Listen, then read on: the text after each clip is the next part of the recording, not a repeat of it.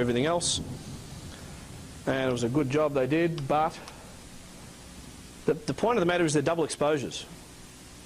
Each ghost image is a double exposure. And it's impossible to extract two images that are double exposure. I was looking through my computer and found an image the other day and I thought, who the hell is this ugly bastard in my computer? And I said, oh, that was the double exposure. These two are going to be linked together for the rest of the universe. And I said, no, that's right, I made the double exposure, I can extract them. But if I didn't have the original images, you cannot extract a double exposure into two images. David Healy? Yep. What were the two images? The two images. I'll just have a look. Wait on. Oh my God. Is that me? Oh my God. That's my quota. Jesus Christ.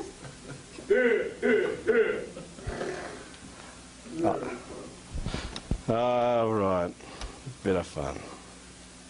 Why can't you extract Jim and Tink? Two exposures. A double exposure, literally adding together two light intensities.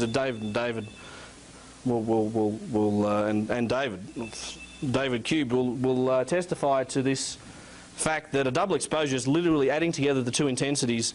There could be some nonlinear effect to the film. Easy enough to add two images together. I did it when I was my first camera. I took it to school and took a photo and I gave a double exposure and add them together. Anyone can tell me the answer? 42, yeah, always the answer. But extracting the two literally asks, what are the two things that are added together? What's the answer? X plus Y. Yeah. An unknown plus an unknown. You cannot extract the double exposure. Completely impossible.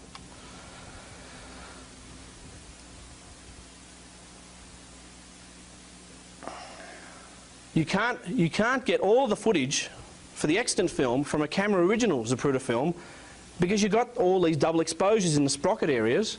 You'd have to invent them. You have to either create them. But the problem is the motorcycles and the Secret Service and all that, you only ever see them just about in the sprocket hole area. So you've got to throw all that away because you can't extract double exposures. Where do you get it from? It's not in the Zapruder film. The ghost panels. How do you extract them? How do you get the peristyle? How do you get the people under the sign? How do you get the grass on the grassy knoll? You can't extract it from the original film to make a new film. It's not possible. It's either a genuine film, which we know it's not. It's a complete fabrication. It's made from actual films of the assassination, of the bystanders, and of the background, but not from a camera original Zapruder film.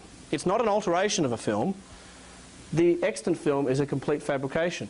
Only the background needs to have been filmed from the actual Zapruder pedestal. You can do it with photographs, you probably do it with film. Nice tripod, just pan around slowly, get enough images to create a nice tall, so you can do the full ghost images as well. Right, and do similar to what Jack did with his 16 photographs. Zapruder, he may have taken a film, he might have been told to take a film, could have been there by accident.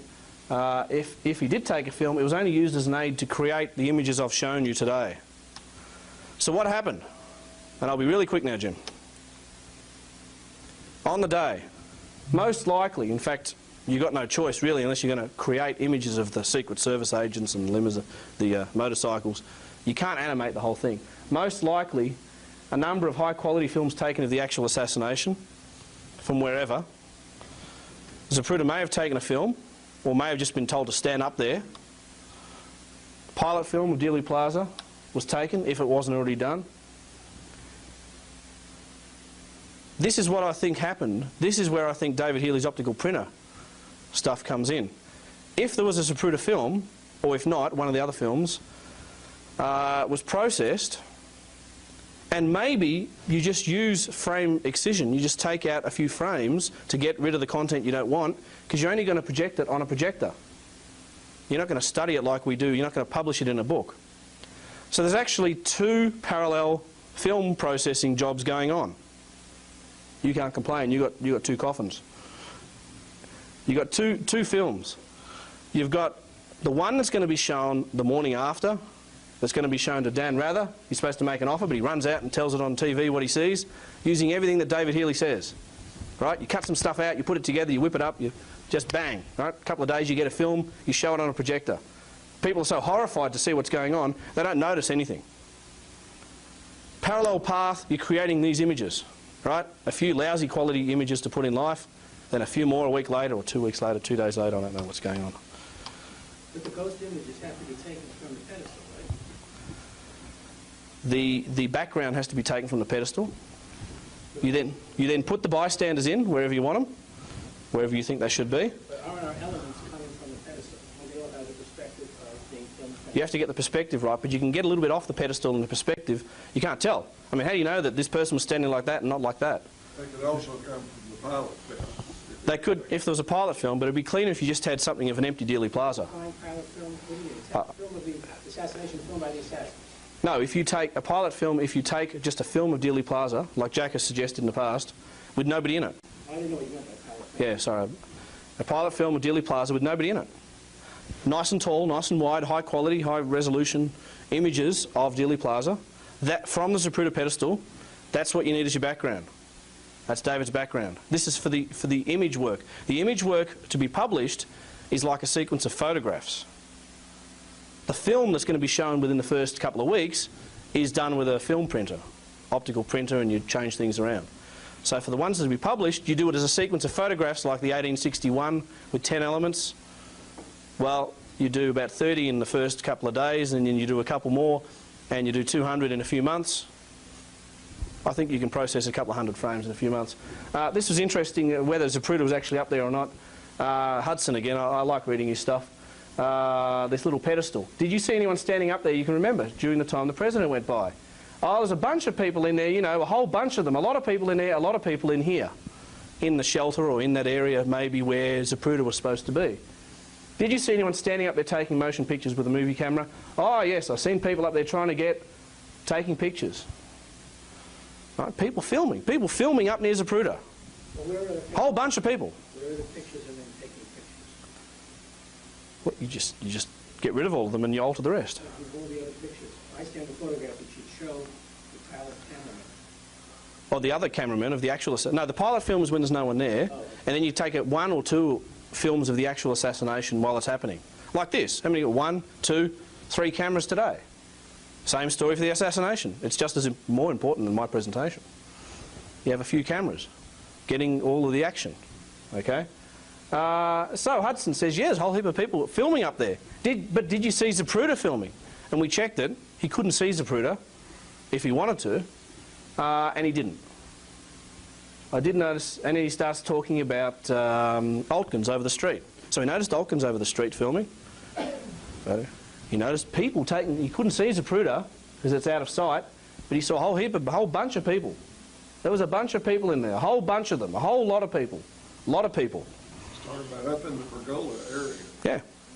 Near where Zapruder was supposed to have taken his film. So we've got some testimony that there was people taking films all right.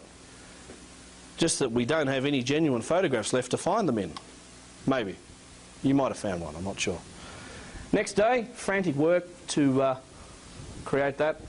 Uncertainties and mistakes with the assassination plot. You've got to realise Oswald is still alive.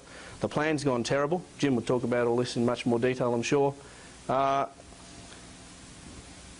The plan has gone so badly that the images they were going to publish in Life have to be terrible quality, and you've got to get rid of anything that shows the motion when you get to the crucial part, and you leave out 3 seconds surrounding the headshot, or 3 seconds according to what we now have as the film, of the headshot, and you say that the president collapsed on Jackie's shoulder. I mean, that's a nice way of saying he got shot in the head. Right? You cut all that out, you make the rest so bad that you can put any story in between, right? Like Disney animators or, you know, The Simpsons. They send it to Japan or China to put the frames in between. Right? You've got to publish a few quick ones. That's what I just said.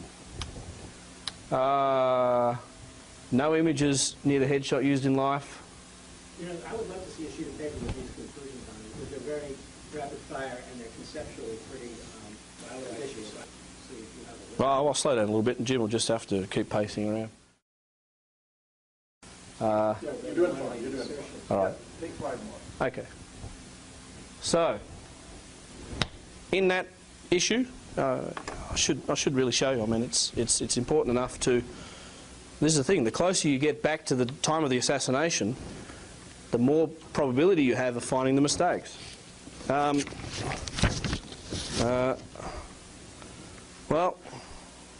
yeah. Well, those two big ones at the bottom are it. Before and after. And it's like 50 frames or something, or 3 seconds, or 50 frames you skip, according to even what we've got now. That he's coming down the hill, clutching his throat, and then he's over here, and he's already back and to the left. Why is that a mistake? No, it's not a mistake. It was leaving open the options. He's there and then he's there. You can fill in the story how you like. Let's wait to see if we can kill Oswald off for it first. And the description, the president collapses on his wife's shoulder. And in the last two small pictures, the First Lady cradles him in her arms. And in fact, he's back and to the left in all 3 frames. So having him forward and then flying to the back, that was put in later. That was the best they could do, I think. The thing was falling apart. The story was falling apart, and that's probably why the Zapruder film never got released until later on, until they're sufficiently convinced that it was... Zapruder film got released because Robert Broden Yeah. did this thing in '73. But I think if the assassination went to plan, it would have almost been on the news. They would have had it on the news within a couple of weeks if I think there were mistakes that happened and they had to shoot him further down the street and things like that. And, you know, plan B, if you like. One of the things Gary Mack says, are you saying everything is altered? Nix is altered? Much more is altered? Well, they have to be. If the Zapruder film's not genuine and they match up with certain aspects of it, you have to alter them. They're blurry. Some of the originals have been lost. It's a much smaller job than you have for the Zapruder film. The point about rounding up, you say, how can the FBI round up all the photographs? Well, once you've rounded up half of the photographs, you look in those photographs and say, who's got a camera? And you got their photo because you got them in a photograph. I have to agree with this part. Doubting Thomas is You're the prototypical Doubting Thomas. Sunday, I think the printing for that was largely complete. It could have been Saturday night. I mean, I might even give Tink that. The issue definitely was not running off the presses on Saturday night if it included Ruby killing Oswald, but well, it doesn't really matter. Sunday, Oswald is gone. We've got a bit of closure on the whole story. We can actually draw a cut, start tying up the loose ends, apart from the one that hit Tague and Magic Bullet. No, but that didn't go to plan, and he sort of was down this. Can you get it away with 3 bullets? You know, because Hoover knew it was going to be 3 bullets. It doesn't matter what he said. I'm just Yeah. No, I mean, no, I think, you know, what didn't go as well as they hoped. Can we get away with a 3-bullet scenario? That's what they decided straight away. You know, we're going to go with the lone nut assassin. He's going to be up in that. It's going to be Oswald. We're not going to use these other patsies that we had lined up. He's just going to be him. But then, does it fit together? It was down the street. Can you get through the... Well, we're going to go with it. But at least Oswald's not going to say anything now on Sunday. That was genuinely, I think, added in at the last moment because the text looks like they had an article about Oswald and then they sort of put in an extra line that he's dead. And they started creating some of the better quality images for this memorial edition, which I don't still know when it was published. Monday, Life distributed. I'll show you the image, and if it's not genuine, it's got the newspaper name, so we'll try and find out if it's a genuine image. On Monday they're publishing an image. I think it was Monday. Maybe it was later in the week. I better check that. That's what I think, but maybe you have an issue. Maybe you have an anomaly. I don't know. I don't know. The colour ones start going out. Early December, well, that's when I say the memorial edition comes out, including the possible frames without blur, and of course the frame that will eventually in the 1990s become the front cover of the MPI's scenario. Still involved 3 bullets with Kennedy and Connolly, then Kennedy. That article by Paul Mandel in the memorial edition is bizarre, with many details. I'll show tomorrow, by the way. It's not Kennedy, Connolly and Kennedy. It's Kennedy, Kennedy, and Connolly in the earliest version. That's even more bizarre. This is from that. I hope I'm not stepping on anything you're going to do here. But this is the from that article, just within a week or 2 weeks or 3 weeks of the assassination. They know that the camera's 18 frames a second, 2 frames a second faster. The first strikes the president 170 feet away. 74 frames later, the second fells Governor Connolly. 48 frames after that, over that distance, hits the president's head. It's amazing what they know so quickly. And in fact, they have the director of the National Rifle Association repeated the feat with an identical rifle with identical moving targets for life last week. That's quite amazing. That's got to be fabricated. Well, This feat with the marksmanship. Oh, the fast peak, Yeah. The paragraphs come out of the CIA. Oh, yeah. Yeah. I'm just saying that the depiction, the event. That's a different issue. now, interesting to do with the numbering, we've got 74 frames and 48 frames and the speed. That's what's referred to in those documents that are in Murder in Dealey Plaza. But it doesn't actually say which frame number, and I noticed 48 is very close to the gap between 313 and 358. It's not very far off. So That's what they say in the CIA report. yeah, if it's I'll have to have a look. I've only seen copies. So amazing what they have in the. And this is, if we take the current film, this is where they're saying the first shot. Right, so they're saying this is the frame where they saw the first shot.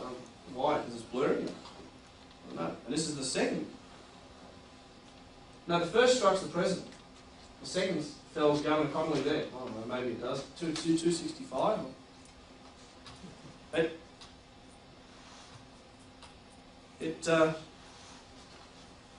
The shot to the throat. Since by this time the limo is 50 yards past Oswald.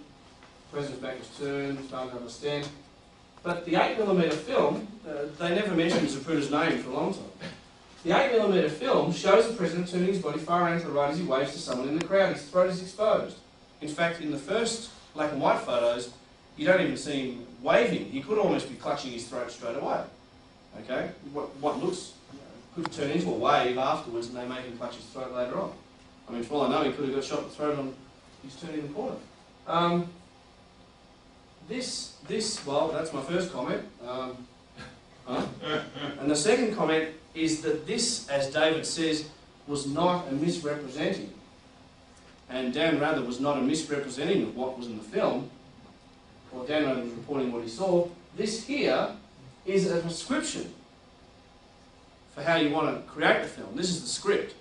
This is what they thought at the time was the script, and they were confident enough to publish it just a couple of weeks afterwards. This is what we're going to do. We're going to make sure he turns far enough around to get shot in the throat, and we'll have him turning back around, and we'll fill in the details. And there are other problems. So, in the end, this now looks like a lie. It was a prescription. Interestingly, the guy that wrote this article was one of those suspicious deaths, wasn't he? Died of cancer in 1965 or something. I don't know when he died. Yeah. I tried to interview him. He was deceased by that time. Yeah. Well, none of the others. He's on a list of slightly suspicious I deaths. don't know about that. Well, he's in somebody's book.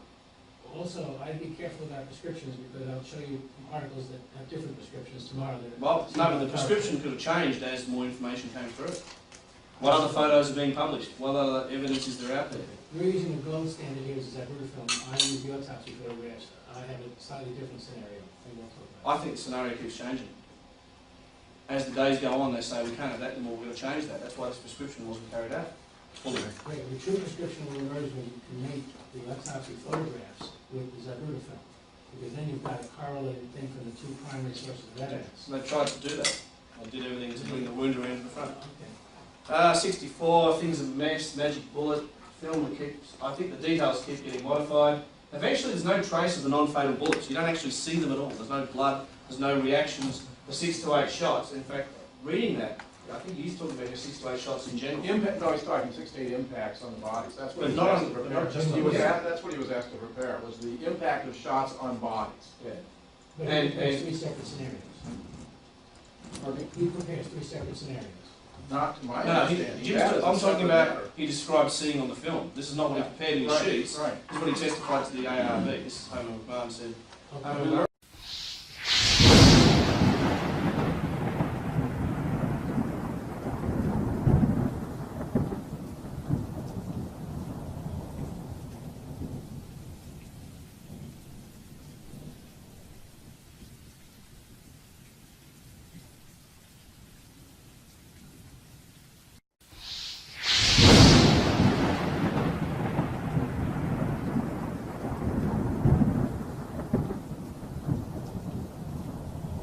everything else.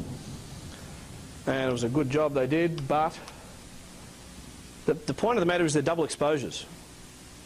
Each ghost image is a double exposure. And it's impossible to extract two images that are double exposure. I was looking through my computer and found an image the other day and I thought, who the hell is this ugly bastard in my computer? And I said, oh, that was the double exposure. These two are going to be linked together for the rest of the universe.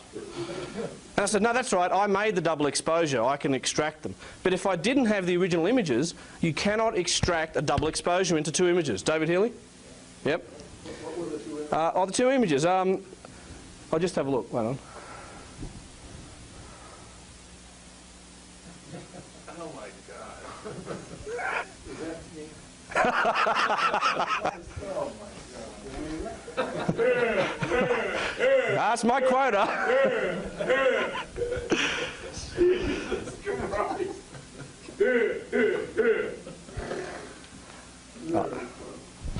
Right.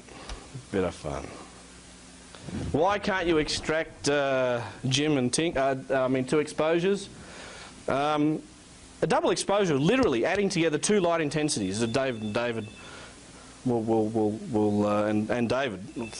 David Cube will testify to this fact that a double exposure is literally adding together the two intensities. There could be some nonlinear effect to the film. Easy enough to add two images together. I did it when I was my first camera. I took it to school and took a photo and I gave a double exposure and add them together. Anyone can tell me the answer? 42, that was the answer. But extracting the two literally asks, it's not in the Zapruder film. The ghost panels. How do you extract them? How do you get the peristyle? How do you get the people under the sign? How do you get the grass on the grassy knoll? You can't extract it from the original film to make a new film. It's not possible. It's either a genuine film, which we know it's not. It's a complete fabrication. It's made from actual films of the assassination, of the bystanders, and of the background. But not from a camera original Zapruder film. It's not an alteration of a film. The extant film is a complete fabrication. Only the background needs to have been filmed from the actual Zapruder pedestal. You can do it with photographs. What are the two things that are added together? What's the answer? X plus Y. Yeah. An unknown plus an unknown. You cannot extract the double exposure. Completely impossible.